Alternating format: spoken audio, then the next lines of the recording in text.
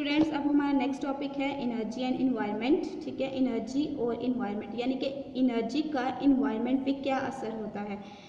अब आपको पता है हम एवरी टाइम जो है वो एनर्जी गेट कर रहे होते हैं किसी न किसी ज़रिए से। ठीक है स्टूडेंट्स, अब उस एनर्जी का हमारे इन्वायरमेंट में क्या असर होता है स्टूडेंट्स। अब देखें कि अगर फॉर एग्जांपल हमने गाड़ी में फ्यूल भराया, ठीक है, फ्यूल जो है वो हमने फिल किया अपनी कार में कहीं भी, चले हम बाइक की बात कर लें, चलो कार की बात कर लेते हैं। तो क्या होता है कि कुछ एनर्जी जितनी उसको रिक्वायर्ड थी उसने उतनी एनर्जी इस्तेमाल कर दी, बाकी जो थी वो in the form of smoke जो है उसने हवा में छोड़ दी। अब वो हवा में क्या हुआ, उसने पोल्यूशन क्रिएट किया। इसी तरह अब हम पढ़ेंगे कि एनर्जी जो होती है उसका इन्वायरमेंट पे क्या इफेक्ट होता है। चलिए आ जाते हैं next. Environmental pollution such as environmental problems such as pollution that consist of noise।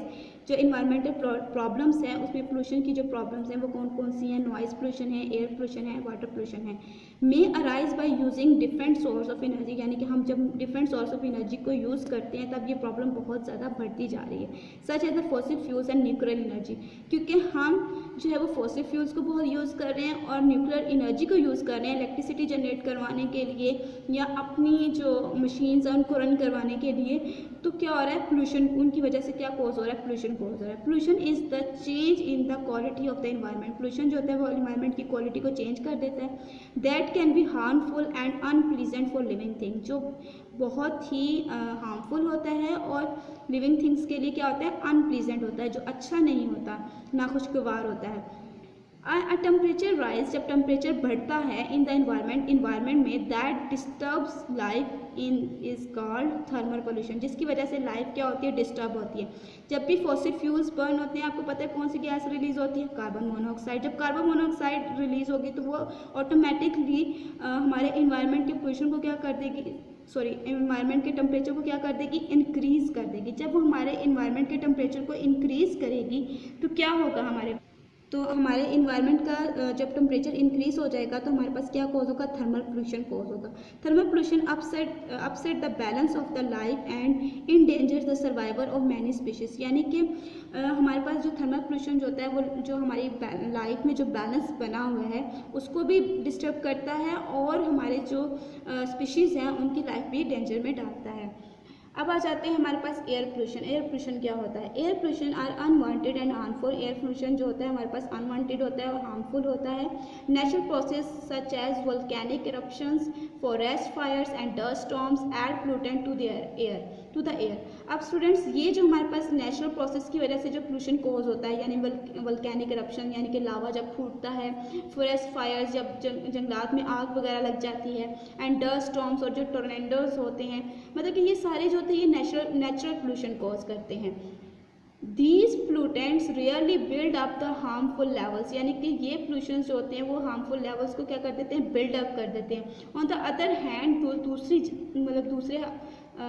दूसरी बात की जाए तो हमारे पास क्या होता है कि the burning of fuels and solid waste in homes, उन्होंने कहा कि जब हम फ्यूल्स को बर्न करते हैं and solid waste in homes, और हमारे घरों में जो सॉलिड वेस्ट होता है, automobiles factories releases harmful amount of air pollution, यानी कि ये हमारे पास क्या करता है, हार्मफुल जो है वो पोल्यूशन जो है वो कॉज करता है। जब भी फैक्ट्रीज जो है वो फ्यूल बर्न करती हैं तो पोल्यूशन कॉज होता है। हम जो गाड़ी वगैरह जो हम गाड़ियों में पेट्रोल वगैरह डलवाते हैं तो जब भी वो भी फ्यूल जब यूज़ करती हैं तो आपको पता है कि आपको जब गाड़ी में से धुआं वगैरह निकलता है तभी वो एयर पोल्यूशन कॉज करता है। तो जब भी हम फ्यूल्स को बर्न करते हैं, फ्यूल्स होते ही हमारे पास क्या है कि हमारे पास ये फॉसिल फ्यूल्स जो होते हैं ये कॉज ही करते हैं, हमारे पास एयर पोल्यूशन ही कॉज करते हैं, चाहे वो एयर हो, वाटर हो और या हमारे पास कुछ भी हो, ये एयर पोल्यूशन ही नॉइस हो, तो ये सारे पोल्यूशन ही कॉज करते हैं। अब आ जाते हैं वाटर पोल्यूशन पे। All power plants produce waste heat, तमाम जो पावर प्लांट्स हैं वो प्रोड्यूस वेस्ट हीट, यानी कि वो जितनी हीट उनको रिक्वायर्ड होती है वो उतनी तो यूटिलाइज कर लेते हैं, बाकी जो है वो वेस्ट कर देते हैं। But fission plant produce more, लेकिन जो फिजन प्लांट्स होते हैं वो बहुत ज़्यादा हीट प्रोड्यूस करते हैं, यानी कि जो पावर प्लांट्स होते हैं वो हीट वेस्ट करते हैं, लेकिन जो फिजन प्लांट्स होते हैं, फिजन प्लांट यानी कि वो जो फिजन रिएक्शन होता है वो हमारा होता है न्यूक्लियर जो हम रेडियो एक्टिव एलिमेंट्स यूज़ करते हैं उसकी वजह से होता है। तो वो ज़्यादा से ज़्यादा हीट रिलीज़ करते हैं इन्वायरमेंट में, वो ज़्यादा पोल्यूशन कॉज करते हैं। The heat release into lake, जब वो हीट रिलीज़ होती है लेक में, रिवर में, ओशन में, upset the balance of the life in that, यानी कि वो मतलब कि हमारी जो रिवर्स में जो स्पीशीज़ होती हैं, हमारी फिशेस वगैरह होती हैं, उनकी लाइफ को भी क्या कर देता है, डैमेज कर देती है, नुकसान पहुंचाती हैं। अनलाइक अदर पावर प्लांट्स, अब दूसरे जो पावर प्लांट्स हैं, nuclear power plants do not produce carbon dioxide, मतलब कि कार्बन डाइऑक्साइड प्रोड्यूस नहीं करते, but they do produce dangerous radioactive waste. तो ये dangerous radioactive waste produce करते हैं इन्वायरमेंट में। आ जाते हैं नेक्स्ट हमारे पास प्रिकॉशंस पे। अब प्रिकॉशंस क्या हैं, यानी कि हम एहतियाती तदाबीर, यानी कि हमें क्या करना चाहिए। In many countries government has pass laws to control the air pollution, हुकूमत ने मतलब कि कई जो कवानीन हैं वो मतलब कि पास करवाए हैं कि some of these laws limit the amount of pollution that power plant, factories, automobiles are allowed to give off, यानी कि जो पावर प्लांट, फैक्ट्रीज और ऑटोमोबाइल से जो की वजह से जो पोल्यूशन कोज हो रहा है उसकी अमाउंट को महदूद रखने के लिए, उसकी मकदार को एक हद तक महदूद रखने के लिए उन्होंने जो है वो कवानीन बनाए हैं। To meet this condition for automobiles new cars have a catalytic converter, यानी कि आप ऑटोमोबाइल्स में ऐसा सिस्टम लगाया गया है जिसे कैटालाइटिक कन्वर्टर कहा गया है। वो सिस्टम जो है उसमें क्या होता है कि जो गैसेस होती हैं जो इंसान की सेहत को नुकसान पहुंचाती हैं उनको एब्जॉर्ब करवा लिया जाता है, या किसी तरह जो है वो उनको एब्जॉर्ब करवा लिया जाता है। These devices convert some polluting gases, these gases convert some polluting gases, ये गैसेस जो हैं वो पोल्यूटिंग गैसेस को कन्वर्ट कर देती हैं।